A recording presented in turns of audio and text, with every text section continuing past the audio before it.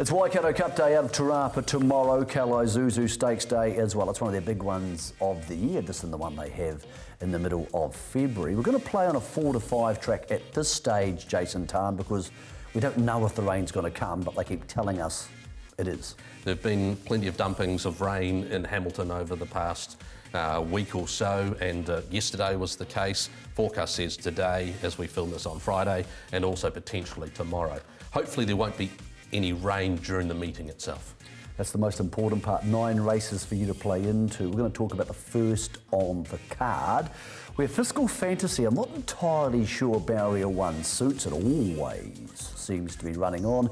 2100 metres does suit, and let's be honest, Jason, this is not the strongest field in the world. Look, I must admit, $2.80 is a price I didn't think would be offered. I thought you'd be getting even money.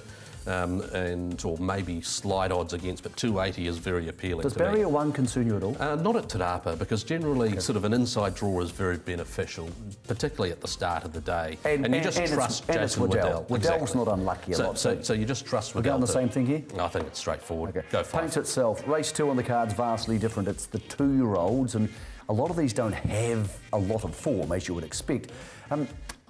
Maybe a show-off was good, winning and beating an excellent type and Probabeel here last time. Admittedly, the track played its way, but it's its home track, and Lindsay Satterley's good at getting them out of the gates. Barrier 5 looks likely to go forward here. We know it, Jason.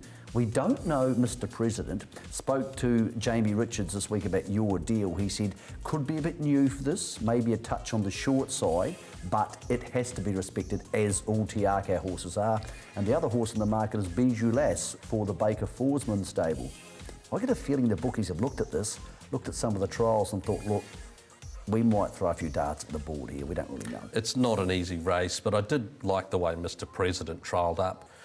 Son of Seaboy, and is well enough drawn, so it's happy to spec, but it's not a race, and I don't generally play into 2-year-old races to any great degree, but that's the horse that I'd nominate. I thought the run of the Cruise trained filly on debut was very good. She showed enough that, I know she's come up single figures, I thought you might get double figures, maybe consider her on the day. She's still a work in progress, but she showed good speed. The Tiaka horses in the 2-year-old races have been really hard to beat. Jamie wasn't super hot on your deal this week, but look, it's got a chance and it's $6.20. Look, it needs ground. It very much looks like time and ground will be its friend. $6.20 for one of theirs is too much for me. I thought $5 was the way to go. Interesting sprint race, 3rd on the card here, and bizarre to see a horse like Speechcraft, who's won at the absolute top level, admittedly carrying a lot of weight, jumping into a rating 82, gets the 4-kilo claim, but it's long on the odds because hasn't been winning for a long time. Popstar Princess has been in great form, as has Chicane. They've got all rightish barrier draws. Merlini's back left-hander, which probably helps. I thought a tricky little race because there's not a lot of recent winning form here or dominant form.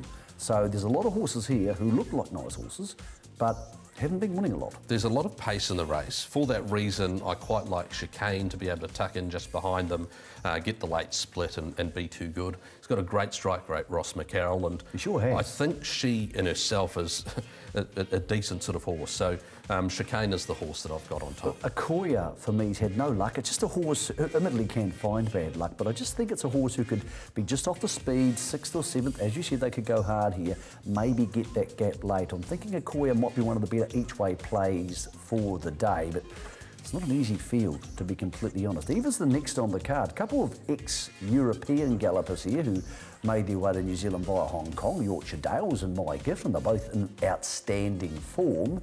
My Gift actually comes in pretty well here. 57 kilos, Darren Dennis, claims 3, gets down to the minimum, the 54, and probably has a chance in a field where I thought the 4, the 5 and the 6 were the ones that most punters are going to play with. This is a really hard race. Look, I've put Capricosa as the bet, even though she's unlikely to start. She's probably going to start in the Zuzu. So I put Capricosa on top, and look, if she comes out, which is expected, then I think it's a bit of a crapshoot race, actually. Yorkshire Dales has been really good.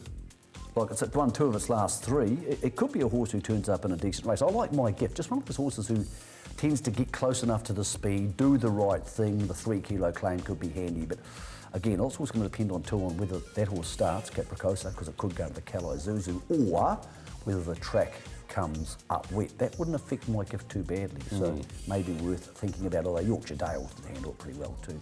Let's head on to the next on the card, the fifth, and again, you talk about even markets. There's a horse in this race I like. I posied up next to Sean Ritchie recently at Ellerslie and was talking about his good 3-year-old. And then I said, what else do you like on the team? He said, I've got a pretty nice horse, the Good Fight. $4.51.75. I wouldn't be surprised to see it start maybe a whole point shorter than that. Yeah, I think it could be one of those horses that gain support on the day. I quite like fictitious maps as 1/2 type play, particularly at that price that you saw there at double figures. But a lot of respect around the Good Fight. But luck in the running and temp of the race will play a big part. Yeah, I'm tipping a big day for Jason Waddell, and look, I like the Good Fight. It's one of my win bets of the day. In fact, it's almost close to my best for the day. We get into the serious big bopper type stuff, and last year's Calais Zuzu, Lizzie Lamore had tactical advantage over Love Affair. Could be very similar tomorrow. For me, this is a clear, easy, discernible play. On a wetter track or any rain on the day, I love Lizzie. If it stays firm, I love Love Affair, and that's no disrespect to Nicoletta, who could lead, and Bisou, one of the finds of the season. Jay Tan, you rated Lizzie Lamore $2, which means you'll be awfully happy to take 2.6. Yeah, absolutely. Irrespective of the weather conditions, I expect that, you know, the track should be a dead four. Look, if it comes back to a good 3, well, then that might be a little bit of concern, but I think she's the class horse of the race, and that's saying something when you've got Nicoletta, who has been very good in the fillies races over 2 seasons now, and Love Affair, we know her brilliance. And as Aidan mentioned on the first call this morning, this time last year, Love Affair cut out a massive sectional to run Lizzie Lamore close. So if she is able to track her in the race and sit in the 1 out, 1 back, and I'm sure that that's where Opie Bosson will try and have her, then that last 200 is going to be very interesting. Predicting the weather is never easy. In fact, it's probably fool's gold, so don't bother. Just wait. Just hold your horses, excuse the pun. Lizzie Lamore, if it's wet, beautiful, or even close to wet, even a sprinkle of rain on the day, if it stays bone dry, Love Affair probably has a speed advantage over here. On to the Cup, it's the big one, and well, if you saw the Counties Cup a few weeks ago, you'll probably think, well, Igraine and Mongolian Marshall smashed these horses, and then the weights are more or less the same. So, Jason, how do you make any sort of conversation? The result's going to be different. Yeah, well, I just think that Igraine is the horse that's going to be very hard to beat in the race. One waiver, again, is how races are run, and she has drawn the outside. You wouldn't think that would be an issue. You hope it's not an issue, but sometimes it can be. And you've got a horse like 5 to Midnight who'll posse up on the inside, might sort of have a length or 2 in front, and if they sit up and she finds trouble, I'm just trying to go through my head things against Igraine that would stop you from backing her with a lot of fervour. I'm making up some very bad scenarios. A bone dry track, would that be a concern for her? Well, a really, really hard track, possibly, because it helps a horse like Mongolian Marshall. But she still performed well enough on sort of on top of the ground. But no, she's very, very good. And she was so good at Counties. The way that she powered away the last 150 metres was very, very good. If she performs to that level, she should win. So we're both going for Igraine, and Mongolian Marshall seems the logical danger. I thought the sprint race for the open sprinters was very interesting because Stratocaster was really good at Ellerslie last time, home the last 600 metres in 33 seconds. Opie Bosson is in blinding form at the moment. He looks fit, he looks dialed in. He's just a plus at the moment when he jumps on top of one. Although Magnum, the former Singapore galloper, not only comes out of an excellent form race last time, has trialled well since. I'm starting to sound like I'm the king of the Jason Waddell fan club today, because everything I'm tipping, he's basically I reckon there'd be a few vying for your crown because he's got a lot of fans. Well, a lot of people like those guys with sleeves too. He's very inked up. It's very popular in the female community, the inked up dudes. The NRL started it, and now Jason Waddell's taken it to a whole new level. I don't really care about the tats. What I'm interested in is backing Magnum each way, but you've gone the Kawinala. Look, I thought there was a little bit of value in Ronke and also Save the Date around Magnum and also Stratocaster. Stratocaster, he's a really... he's got Group 1 quality in how he finishes races, how he finishes off his races. He's very hot and cold for reasons that I'm not sure that even the trainers quite know, because on the day, the tempo doesn't go right for him, then he just doesn't finish off. But when he does, he's just got the most special last 600 turn of foot, and there's enough pace in this race that if Opie just gets him in a rhythm back in the field, the track's playing fairly enough, he could present him centre track again and you just go whoosh. But if there's any trouble, he gives himself a chance of becoming a little mini cult following horse over the summer.